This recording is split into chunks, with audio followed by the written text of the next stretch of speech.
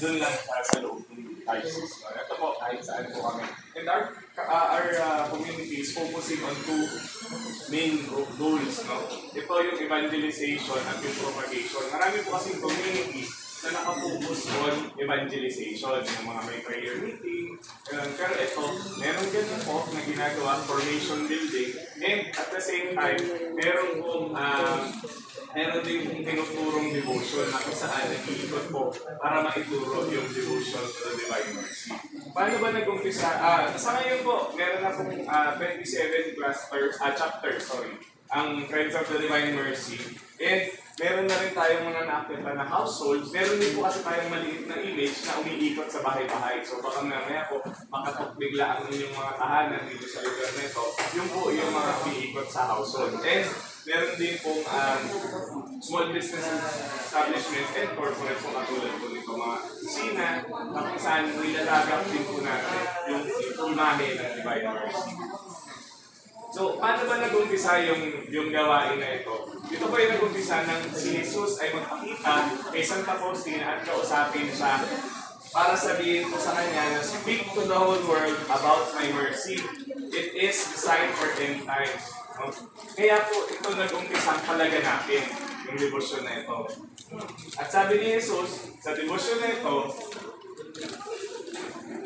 binilin niya rin doon that I am giving mankind the last hope of salvation that is recourse to my mercy.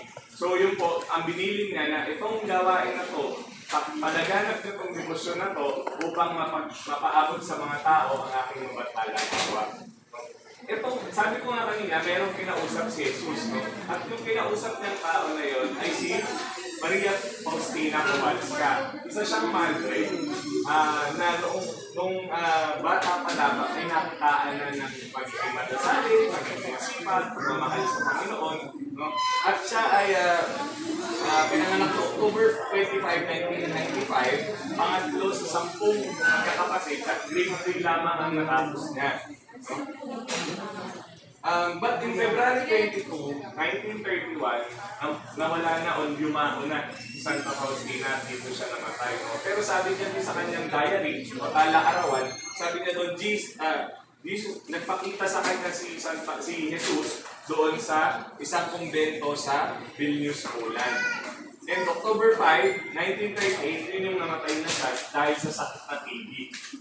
Pero nalagay niya rin sa kanyang diary, sabi niya doon, my mission will not come to an end upon the death, but will begin. So, pag namatay daw siya, hindi pa lang doon mag-uumpisa ang kanyang mission, but hindi doon magwawakas o matatapos ang kanyang mission, but doon pa lamang ito mag-uumpisa at lalaganap. Meron mo ba dito kumabot sa gera ng World War II? Wala naman siguro lang. Kumabot pa na eh. Pero lahat po tayo, di ba? Lahat po tayo ay alam yung tungkol dun sa World War II. Nakikita natin sa mga pelikula na yung papa nila. Baka nakikwento ko sa inyo. 99 years. Next year po, 99 po ngayon. Next year may 100,000 na. Wow! Ayan. So, noong panahon po ng gera, alam naman natin, kahit hindi pa tayo buhay ng kahit pinanganak ko, alam natin, nakikita natin sa mga pelikula, sa mga kwento ng magulang natin, sa lolo at lola, na devastated talaga ang halos buong mundo. And even in Poland, nangyari yun. Pero merong dalawang bayan sa Poland, which is Vilnius and Krakow, na hindi nagalaw o hindi man na ano. Kung naalala nyo, ang Manila po noon, dineclare as open city na hindi pwedeng sirain, hindi pwedeng magkaroon ng gera sa loob ng Manila. Pero kahit ano pang sabi nila at pag-announce may nangyari pa rin disaster, nahiba pa rin yung mga sabi, di ba? Sa Intramuros, nasira pa rin. Pero ito, wala namang nag-declare sa Vilnius at Krakow, pero hindi na o hindi man lang nagalaw ang bayan na yun. Bakit? Kasi po, dito unang nag-umpisa at unang lumaganap ang debosyon ng mabathalang awa. In March 6, 1959, pinahinto ni Vatican yung devotion. Kasi sa ating kung simbahang Katolika, hindi naman po lahat ng lumalabas yan, go agad. Diba? May balitang umiyak yung imahe dito. Hindi naman nila agad sasabihin na, yes, tama yan, totoo yan. nagkakaroon muna ng investigasyon ng informative process na tinatawag. At noong 1965 to 1967, isang arsobispo na nagngangalang Carol Wojtyla ang nag-umpisa o naghanda ng informative process. Siya yung nag-investiga, siya yung nag-aral para mapatunayan sa simbahan Katolika na totoo at may visa ang devotion nito. No? And in April 15, 1978, base doon sa resulta ng sinabit na pag-aaral ni Archbishop Wojtyla, na-approve at na-leak ang ban at pinayagan na ulit ng simbahan na magpatuloy ang devotion ng Mabanthalang Awa. And in October 16, 1978, si Archbishop Carol Wojtyla ay naihalal o naideklara bilang Santo Papa at siya po si Pope John Paul II. So yun, inabot na natin. In World War II, hindi, pero ito si Pope John Paul, inabot na po natin. No? And in April 18, 1993, na-beatify si Santa Faustina. Hindi pa po siya santa nun, pero naging isang Blessed Faustina siya. And in April 30, year 2000, doon po siya ipinoklama bilang isang santa na. So, first saint of the millennial siya. Sa ating devotion, meron tayong tinatawag na ABCs of Mercy. Yung A, para madaling maalala, ask for His mercy. Ang sabi naman ni Lord, lumapit lang tayo sa Kanya at humingi ng Kanyang hawa, ay tatanggapin na tayo at patatawarin. B, be merciful. Kung marunong tayo humingi ng hawa at gusto natin biyayaan tayo ng hawa ng Diyos, dapat tayo raw bilang mga anak ng Diyos, marunong din magpasa, marunong din mag-share ng hawa ng Diyos. Kung tayo humingi ng hawa sa Diyos, tinatawad tayo, dapat tayo marunong din magpasawad. Sa ating community, meron po tayong tinatawag na corporal works of mercy and spiritual works of mercy. Pag sinabi po corporal, ito yung mga physical o yung mga ginagawa talaga natin. Feed the hungry, magpainom ng nauuhaw, bigyan ng tahanan ng mga walang tirahan, damitan ng walang saklot. No? Yun po, yung sinusunod natin doon. At meron din tayo spiritual. Ito naman yung mga counseling. Ngayon po, siguro napapansin na rin, tumataas ang bilang ng mga kabataan na nagsusuicide.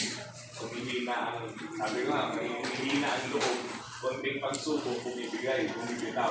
No? Yun po, isa po yung magagawa natin doon, yung pagtulong in terms of counseling, which is under the spiritual acts of mercy.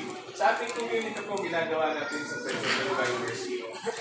Meron tayong mga ginagawang biyayang bigas. Ngayon po, weekly naman, per chapter, di ba kanina nabanggit ko po, may 27 chapters tayo. Bawat chapter po, every week, meron naman pong feeding ngayon na ginagawa.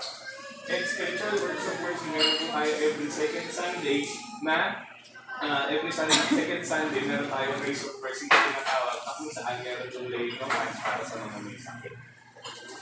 C, completely trust in Jesus. Ito naman yung isa sa binili niya, na magtiwala lang kayo. Kaya kung mapapansin niyo po yung imahe, siguro pag nasa harap niyo lang, may nakasulat po sa baba, Jesus, I trust in you. Pinalagay po ito, palagay yun ni Jesus, nung binili niya kay Santa Faustina, itong image na to. No? Meron po tayong 5 elements about the devotion. Kasi kung maririnig po natin ang devotion ng Divine Mercy, siguro po familiar na po ba kayo? Familiar na po kayo sa Divine Mercy. Madalas po nang natatanong namin, familiar sila, pero ang alam nila is they are not prayers. Kasi yung naririnig sa ABS natin. Kasi iba naman, alam din yung chapter. Pero sa totoo po, 5 po ang elemento nito, which is i-share ko po sa inyo ng bibilisan ko lang po ito. No? Una po yung image. Kaya po natin ito nilalaga dahil may pangako po si Jesus dyan. Ito po pinagawa ni Jesus kay Santa Faustina. Sabi na, ipinta mo ko ng imahe ko at lagyan mo doon sa baba ng Jesus I trust in you. And may promise po yun. No? At sabi dyan, I promise that the soul that venerates this image will not perish. I also promise victory over its enemies already here on earth, especially at the hour of death. So, yun yung pangako ni Jesus, no, na ako mga halaga sa iyo, lalong-lalo na sa panahon ng iyong kamatayan. At hindi kita pababayaan na talunin ka o supiling ka ng iyong mga kalaban. Ako yung magiging defender mo. No? Pero ang sabi niya doon, kung sino man ang magbibigay kitaganan sa aking pinagay. No? Kasi sa image po, makikita natin, meron pong race, di ba, na kulay pula at kulay puti, na nagre-represent po ito yung pula is nagre-represent ng dugo at yung puti ay tubig. Nung naalala na yung passion of the Christ, diba? Nung sinibat siya sa tagiliran, lumalim po ang dugo at tubig sa kanyang, doon sa sinaksak sa kanya. At this represents po yung buhay at yung pagtubig, di ba? Paglilinis.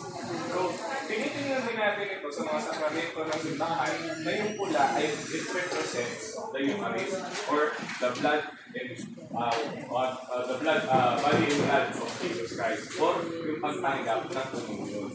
At yung pula na, yung puti naman, which represents water, ito naman yung naglilinis. And this represents confession. Kasi ang kahilingan po ng Panginoon ay umattend tayo ng misa, bumalik sa simbahan at matutong mag-umpisal. Number 2, yung chaplet po. Mamaya po ituturo namin kung paano to, no? Hindi po ito papalit ng rosary. Pero ito po ay sinasabi natin dagdag lang, no? Kasi yung rosary daw po is a prayer for meditation. Kung saan pinagdinilayan natin ang pinagdaanan ni Jesus habang nasa Kalbaryo, habang pinanganak siya. Pero ito namang chaplet is a prayer for petition. Kung meron tayong kahilingan sa Panginoon, ito raw yung maganda natin magdasal.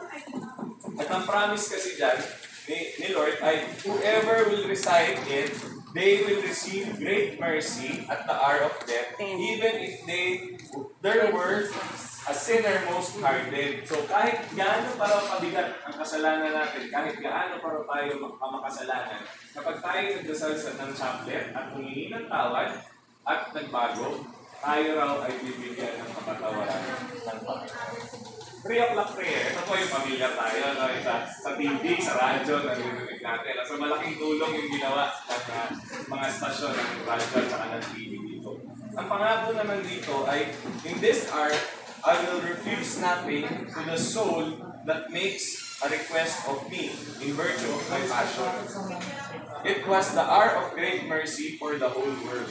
Kung titignan natin, sinabi niya, it is the hour of great mercy. Bakit? Kasi nung alas 3 ng hapon na Biyernes, kung saan namatay sa krus si Jesus, ito yung victory talaga dyan. Ito yung kabuuan ng kanyang mission. Kasi dito, sa pamamaraan niya sa permission, doon niya nailigtas ang sanlibutan. Pakasalanan. So sabi niya, kung sino man ang may kahilingan sa oras na ito, pagbibigyan ng Diyos. Bakit? Kasi bukas na bukas ang kalangitan para pakinggan ang ating mga dasal. Pang-apat po, Feast of the Divine Mercy. Ito pong feast na to, minsan yung iba na lilito doon sa Easter Sunday at sa feast. Yung Easter Sunday po, 1 week after yun, susunod na linggo after Easter, yun po yung Feast of Mercy. At ang bilin ng Panginoon doon, the soul that will go to confession and receive Holy Communion shall obtain complete forgiveness of sins and punishment. Diba? Alam ko natin na yung pagkukumpisal, pinapatawad ng Diyos sa kasalanan natin. Pero, sabi niya, bakit pag Feast of the Divine Mercy, kailangan ko rin nagmamadali. ang pangako ni Jesus dito, sa Feast of Mercy, kapag buong ka ng kumpisal, ang kasalanan mo pinapatawad, ganun sa normal na kumpisal, di ba? Pero dito po, hindi lang pinapatawad. Pati yung kaparusahan na katapat ng iyong nagawa ay wini-wait ni Jesus. Inaalis na yung binubura na yun. Kung kailangan mo, kunyari, yung kasalanan natin, sige, 10 taon ka sa purgatorio, ito, inaalis na yun. At diretso ka na sa langit. So, meron din tayong novena to the Divine Mercy. Ito po ay hindi kasama dun sa 5 elemento. Pero ito po ay isang paghahanda sa pagdating ng Feast of the Divine Mercy, which is 9 days kaya siya tinawag na novena. And sabi dito, by this novena, I will grant every possible grace to show. Lahat ng grasya ay ibubuhos ko sa mga nananalangin o nagdadasal ng novena ng Divine Mercy. See, proclamation of God's mercy. Ito po yung ginagawa namin ngayon. Pwede na po, kung naalala nyo, sa umpisang bahagi po, doon, di ba sinabi natin yung binili ni Jesus kay Santa Faustina to spread to the whole world this mission and this devotion. No? So dito, sabi niya, souls who spread the honor of my mercy, I shield through their entire lives At the hour of death, I will not be a judge for them, but the merciful Savior. So parang ang sarap ng pakiramdam na sa araw ng judgment, si Jesus yung katabi mo at hindi siya yung maghuhusga sa iyo. Si Jesus ang magiging abogado natin. So, yun yung pangako nito. Kung sino man daw ang magpapalaganap ng kanyang devotion. Alam na din ako, minsan, simpleng pagkwento lang ng devotion sa ibang mga kaibigan natin, sa pamilya natin. Ano na po yun eh? Isa na po yung paraan ng pag-proclaim ng Divine Mercy, pagpapalaganap ng Divine Mercy. Yung pagtulong sa misyon, yung pagsuporta sa misyon, yung pagtanggap nila po, yung pagtanggap nila dito, isa na siyang parte o paraan na tumulong na kayo dun sa pagpo-proclaim. So, ma-avail na natin itong pangako na ito. Sa panahon na tayo ng ating kapatayan, si Jesus ang ating abogado at hindi siya magiging hindi siya huhusgasan. Bakit po namin ginagawa ito at pinapagpatuloy ko? Noong 2015 po, ang aking ama po ay na-hospital dahil kailangan siya i-quadruple bypass. 4 na ugat na yung barado. So sabi ko nga hindi ko pa na